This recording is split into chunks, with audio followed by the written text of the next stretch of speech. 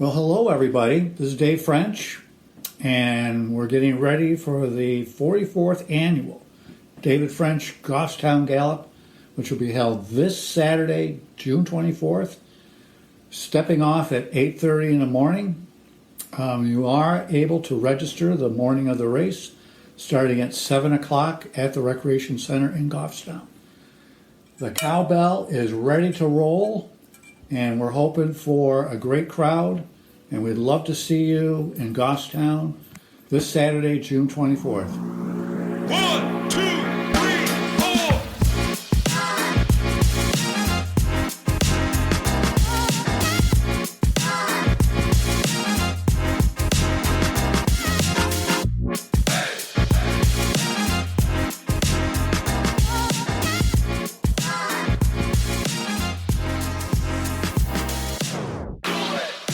What's up, everybody, and welcome to another OTR Live. We are coming to you, not live, but we will be soon, with one of our friends of the pod. He is a badass in the triathlon world. He has 4 Ironman 70.3 podium finishes, and he just won, let's call him the champion, of the Escape from Alcatraz Triathlon. Marc Dubrick, welcome back to the pod. It's so good to be back, and thanks for that epic intro. Definitely boosts the confidence up a little bit more. Got to bring the energy. Right? We're so Gotta bring excited to energy. have you back, buddy. This is too cool. Like, we were following along with your Alcatraz try, and I cannot wait to hear details because you are the freaking boss. Like, you just crushed that. So you want to jump right in? No, there's a more important question, actually. We have to ask him What? first. What could be more important? How's the pancake flip these days? The pancake flip, it's been a little slower this year, at least since I'm back in Boulder. But I put it on the top of my little Instagram memories. I think you guys recommended that to me. Oh, yeah. And people love it. So, yeah, I need to get back into that. Usually when I get the pancake flip into my routine, I'm really in a nice groove. You know, I'm settled somewhere. Maybe the person's kitchen I'm in or living at, like, they don't mind if I make a mess, but usually the flips are pretty clean. So I need to get back into that. Love it. Erica, did you hear he's in Boulder? I did, and I'm really bummed that I didn't know you were there earlier because I just was there last week. I visited no Boulder. way. I was in like the Morrison, Colorado area for a few days, like 6 days maybe. But I went up to Boulder to check it out. It's a really cool place. Very jealous of your living situation now, but yeah, I wish I would have known. I would have touched base. Yeah, darn. Yeah, and Boulder is super pretty. I got here 3 weeks ago now. Nice. I was home for a few weeks. I'm officially an uncle, so that was kind of cool. I went home Congratulations. to see the fam and the new baby, so that was amazing. And then ended up staying a few extra days because we were doing like a baby shower thing, and then it just turned into just a big party since the baby was already Nice. born. But yeah, back in Boulder, got a good stint of altitude before going to Alcatraz, and then now I'm back. Cool. Congratulations, uncle. Thank you. Yeah, it's awesome. Yeah, for all the listeners who don't know Marc yet, maybe because he was back on episode like 24 or 20, in that area. He was in the 20s, the mid-20s. I met Marc, had to be 2 summers ago now, in the hot tub here in New Hampshire, and you were living in New Hampshire training for triathlons. And then you moved out west last year. You kind of been all over Florida, out west. You're traveling international. Mm-hmm. You're all over the map. But your base camp is Boulder, right? Kind of. Yeah, that base camp term is kind of just, I don't even know. Like Tucson, I got invited to go there for the winter. I was originally just going to stay in Boulder from last summer through like just indefinitely kind of. But then I realized I really hate training when there's snow or when it's at all cold. So, I mean, I don't hate it. It's just not as fun for me. And, you know, of course you want to love it. Just everything's easier when it's more enjoyable. So I took the opportunity, and I really liked training in Tucson. So I was there for 3 months, and then I went on the road for like a month, I guess. I did like 3 races, and then used Chicago, like where I grew up, as a home base. And then now I'm back in Boulder for another month before going on the road for possibly 4 or 5 months. I don't Love know. it. Oh, Wow. I love the travel. I love to see it, and I love following you. But let's get to the big thing that happened last weekend. You are the champion of the Escape to Alcatraz Triathlon. And if I remember, you did it on a rented bike? No, not quite. So it's actually funny. The wheels are technically rentals. Like the special color signifies that they are rentals. But Fast Splits, so I bought this bike shop in Boston. He let me use these before Maine, my very first 70.3. So that Old Orchard Beach one back in, what is it, 2021, I guess now. So they're technically, yes, they're rentals. They're long-term rentals. Like I've had them for Ah, 2 years now. that makes it a Tech, little better. yeah, but it's pretty funny. I got some good like publicity for that, and it's also kind of funny because I have a wheel sponsor, like Envy, one of the best wheels that you can find, but I'm on a rim brake bike and I was only able to get disc brake wheels. So soon I'll be updating, well, whenever I can. I don't know when that'll happen. Just bikes are so freaking expensive. Mm. I'll update my time trial bike to be able to handle those wheels. Well, maybe soon after this win and all these winnings, and maybe this helps you do that. So that'd be awesome. I really hope so. The amount of emails I've sent in the past few days is substantial.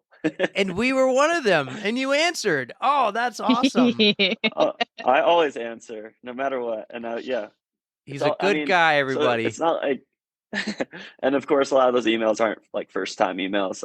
I know how much it is about building a relationship. Just like, this is my second time getting on the pod, but I follow you guys, your growth and your journey. So I love it. Makes it more fun. We appreciate it. We love having you. We really do. So now we can talk about it, right? Are we good? Yeah, we're good. Let's go. Let's get into it. Let's hear about this. All right, because I'm really fascinated. I want to know, like, how did you even get into this race? I want to know everything about it. So Go ahead and spill.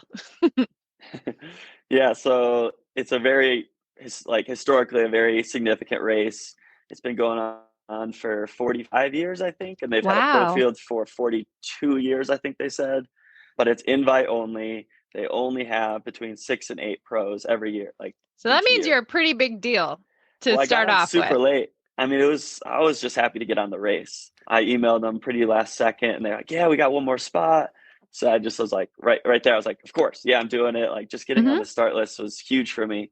And then, I knew the course, and I've heard about the course plenty of times, and I knew it suited my strengths really well. Hard swim.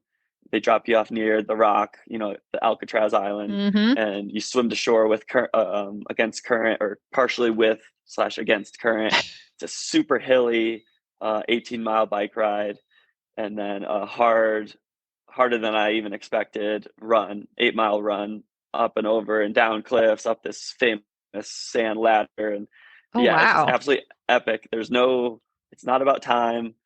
It's literally about, like, at least for the pros, it's just the pure form of racing, because you don't know how long the swim is.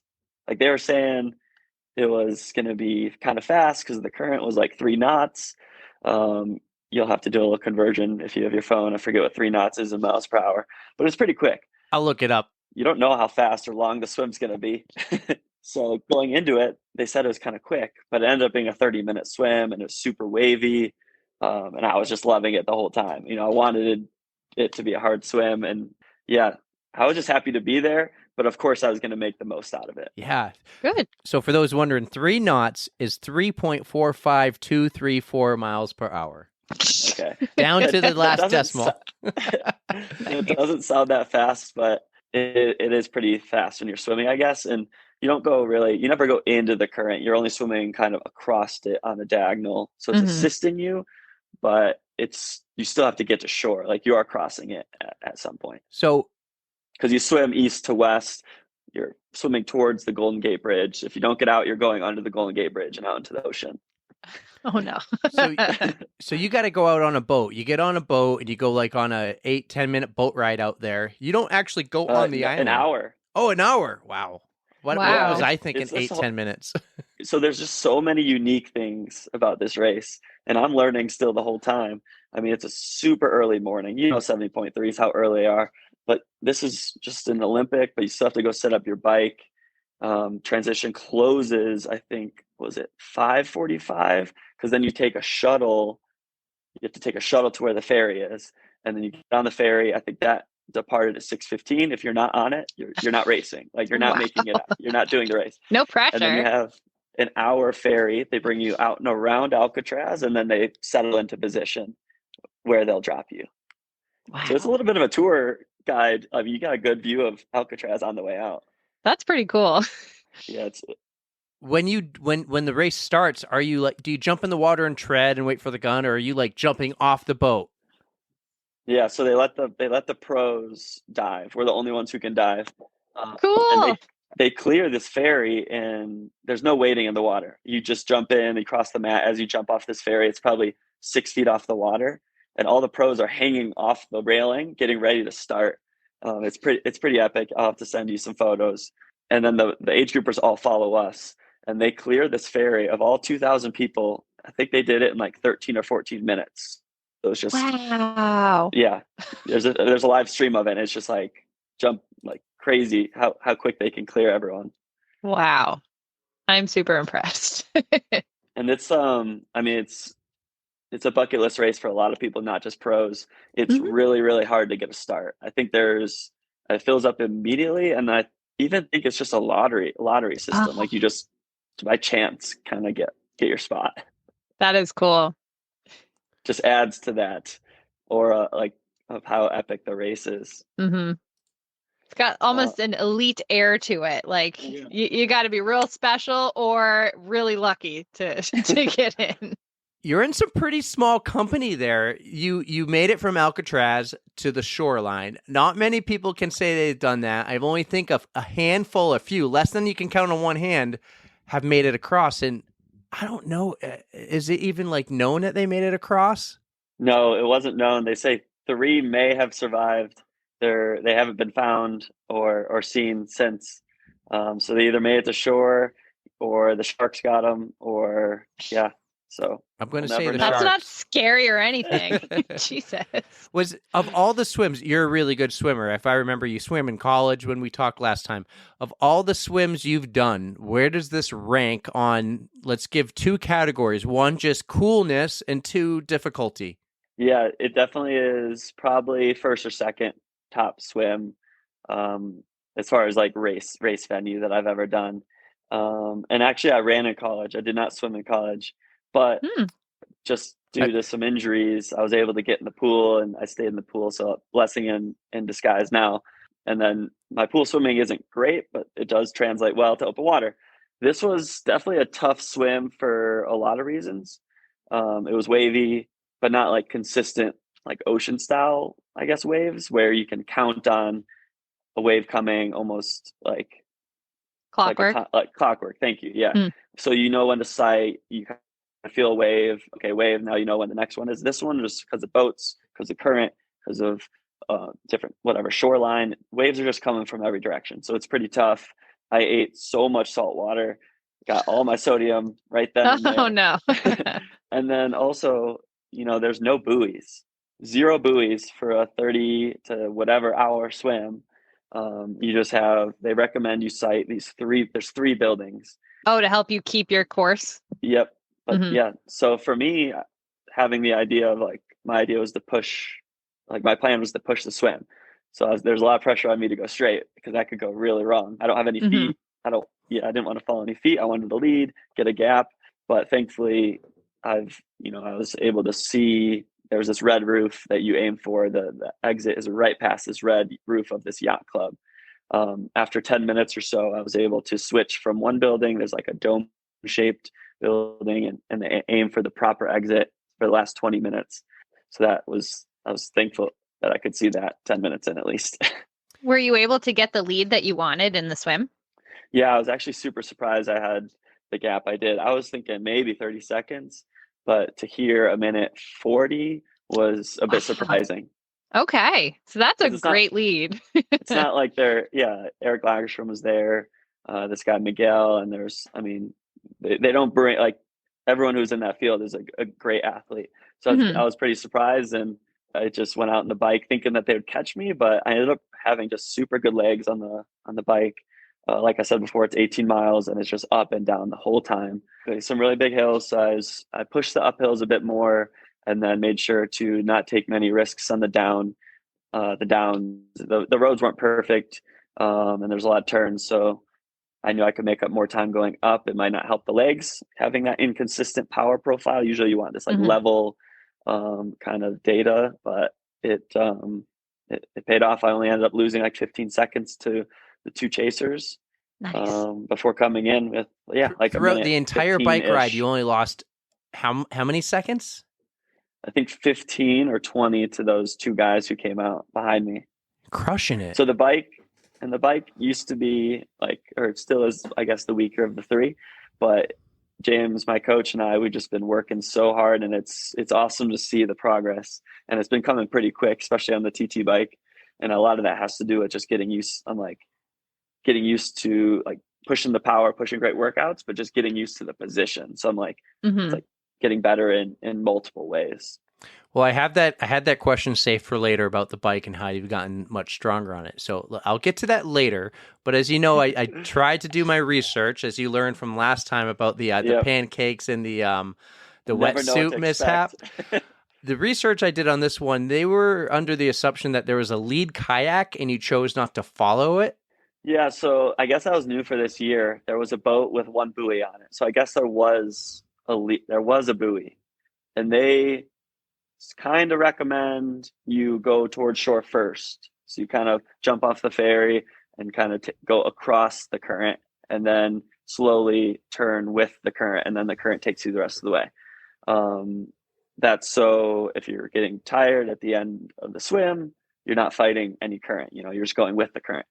But as a strong swimmer, and I had some really good recommendations from the previous year's fastest swim, first one at the fastest swim, I just went as straight as I possibly could. I mean, it's not illegal by any means. I mean, there's no buoys. So actually at one point I was the lead buoy. I remember looking and seeing the lead boat, and it's behind me. And then with like 10 minutes to go, it finally sees me and then goes in front of me. Nice. That's great. Yeah. So I just went very straight. But yeah, I've had so many people message me about how like it was a super aggressive direction I went. And maybe it's, I grew up in swimming in lakes, grew up like, just swimming in general in all sorts of conditions. So I guess something I'm very used to, and it doesn't really scare me, but I don't know. To me, it was a no brainer. Why not go straight as possible? Right. Right. I agree. If you're allowed to. I agree. Well, whatever it is, it worked. So and no use questioning it. It's no secret now. Secret's out. You can go straight. Well, you kicked ass on the swim, as I believe they call it. You went tape to tape. You only lost 15 seconds on the bike, and you got into the run, which, okay, we'll say is your strongest of the three. I would say that, right? Yeah, I'm fine with that. Yeah. Well, for a while, the swim is probably my strongest, but I think I can be stronger in the run. I'm getting it all mixed up. Eventually. I said you were a college swimmer when you were a college runner. I'm saying your run was the strongest, guys. If you I just mixed it up. Comparatively, I want people to think I'm just a swimmer. Actually, that's the idea, and then they just count me out the rest of the race. A lot of the races I've been watching you in, you're like top 3 out of the water, top 2 mostly, sometimes number 1, and I know you and Bob have talked about it. We'll get to Bob before we're done with this, but what is going? Okay, so your racer mindset. When you have a lead and you get out of the water in the front pack, what's going through your mind, especially when you got a lead like you did in this past weekend?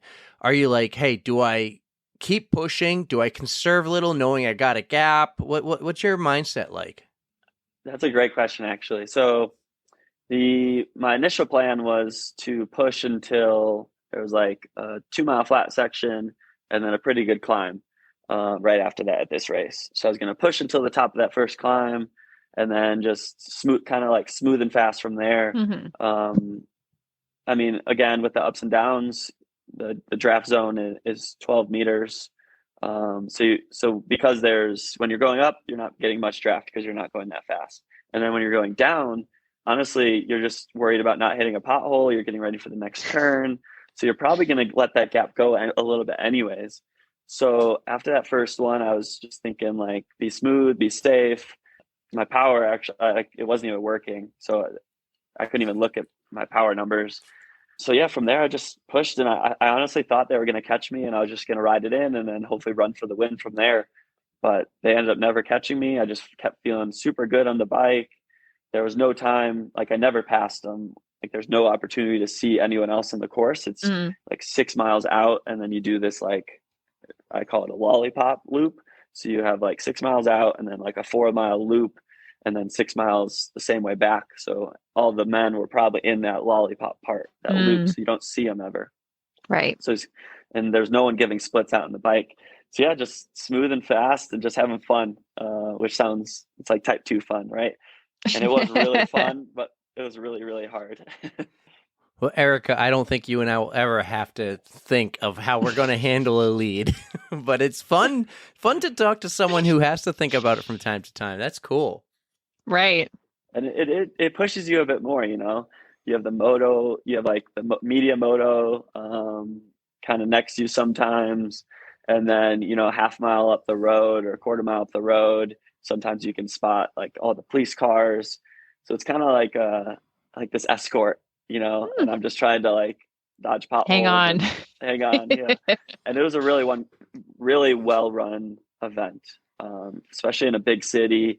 You know, there's so many streets to close, and this is just when you're out of the dangerous water. You know, there's danger. This whole like as a event management company, this is kind of a nightmare. But they did a really great job, a fair job. There was no moto pacing. There was no dangerous intersections where cars sometimes can sneak through.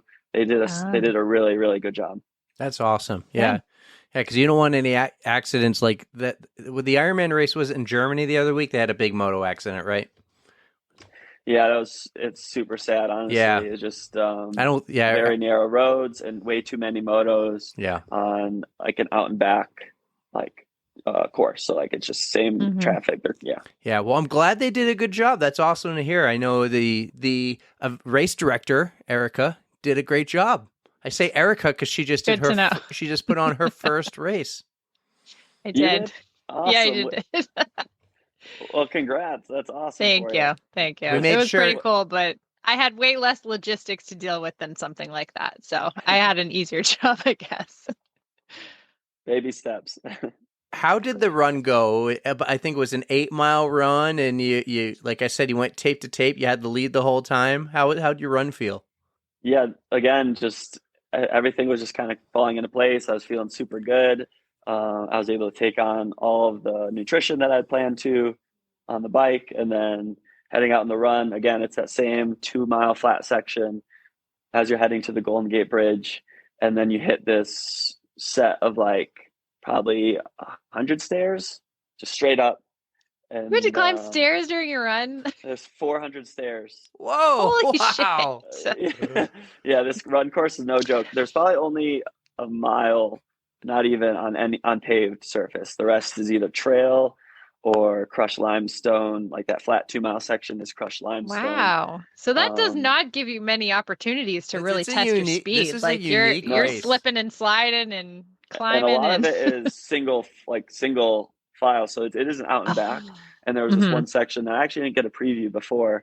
That like thankfully there weren't many people coming out when most of the pro men were coming back, but it was a single file tunnel that you have to crouch down and get through in a way, and we narrowly missed like running into each other. Me and this other guy. That is a bizarre piece of a race. Yeah, like you don't normally hear about that, so that's kind of cool. I mean, it's a logistical thing in itself, but that's unique. Very unique. The most famous part or infamous part of the course is this sand ladder, which is 100 or 150, I think, steps. But it's imagine like a ladder, obviously, but these wooden beams with, I mean, they're all kind of tied together, but it's just laid on a sand dune like cliff. And it takes like between, I think it was 2 or 3 minutes to get up it. And not all of them are exposed. So some of them are buried in the sand, and it's just brutal. Like max heart rate, 100% there. And I think you hit it with 3 miles to go, but you had already ran 1.5 miles on sand before this. My God. Yeah, it's a savage course. I want to go back to the stairs. Were you like a every other step, or were you like every three? You didn't run up jumping on every step, did you? And did you like do any stair climbing work for this, or like practice outside? As a joke, I did. As a joke, I did actually. Just they asked us to like do some funny clips leading into the race, and I was doing a track workout the Tuesday before going to the race, and I think I was warming up. It was a new place. I'd actually never ran at this track, but I saw like this set of stairs, and I just did like a funny little sprint up it on video. So I guess kind of, but the That was the on winning way move. out, yeah, Right. on the way out, I went every other step. Those were pretty traditional steps. Some of them, like it was windy, so they're not. It's not like your household steps. You can't count on the same distance and height of each one. And then the way back, honestly, you can look on Strava. It was pretty cool. I was able to see where I made up time, and a lot of it was on the sand ladder, but then a lot of it was going down on the steps. I guess I'm pretty good at going downstairs. Good thing, because it would have been catastrophic otherwise. Rolling down those stairs. So between the run section, so you had maybe like a minute and 25 lead coming off of the bike. What was your lead between like the run section? How much did you increase it by, or did you? Yeah, I think I ended up increasing it like another 2 minutes. So I think I won by just over 3 minutes. That's comfortable lead. That is very cool. Like I said, it was just like one of those days where everything just clicked, and I just need to like try to do it again. Like this is a great race, and I'm extremely happy for it and how I raced and performed. But now it's trying to make that like the average. Like this is a breakout. I got to do it again. We're on to the next race already. So I celebrated this, but yeah, now it's back to work. But honestly, with how good some of the runners were, sorry to go on a big tangent. I didn't want to like spoil the opportunity. So I was pushing the whole time. It wasn't until maybe 3 miles to go where I was pretty certain I'd win, but I still pushed because again, I was having so much fun, and I just wanted to like just win in a very like strong fashion, I guess, but make sure I got the win was the most important thing. So you were keeping tabs on your time. Like, were you just peeking over your shoulder the whole time, or did you kind of have a better idea of actually how much time you had built up? And what was going through your head when you were reaching the finish line and you knew you had it? Yeah, so there were a few more spots on the course there's people on the course that were giving me splits. So there was a little tracker, and they had more pads out on the course. So I was able to get a little bit of an update, I think, after the like mile section on the sand. So I still had like halfway to go. So I was like, all right, I'm going to push the sand ladder. And then when you're done with the sand ladder, there's another half mile of uphill. So I'm going to push that. And it's down. It legit is actually downhill from there. You of course it's on steps, and then some flat. But I was like, I can make it to that, and then it's cruising in from there. But on the sand is actually the only time you can see your competitors. Okay. So I got a good gauge there. But yeah, I mean, I just didn't want to count my blessings too early. And then getting to that flat section, you start running past, and a lot of spectators. And I think I started getting like some little kids high fives with like a mile to go. And then, that finish shoot, I mean, that's what we dream about. I've never had a bigger race win than that. So I was just like taking it all in, giving lots of high fives. I love doing that. And then, just grabbing the tape was just definitely the best feeling. You earned it, man. That performance was incredible. My phone was blowing up with people like from friends of the pod saying, "Hey, did you see Mark? He won." I was like, "This is amazing." I was so pumped up and jacked up, and I'm like, I'm going to see Scott tomorrow. I can't wait to talk to Scott about it. Oh, I was so excited. Congratulations. Like this, what does this do for you going forward, having this is a big win under your belt?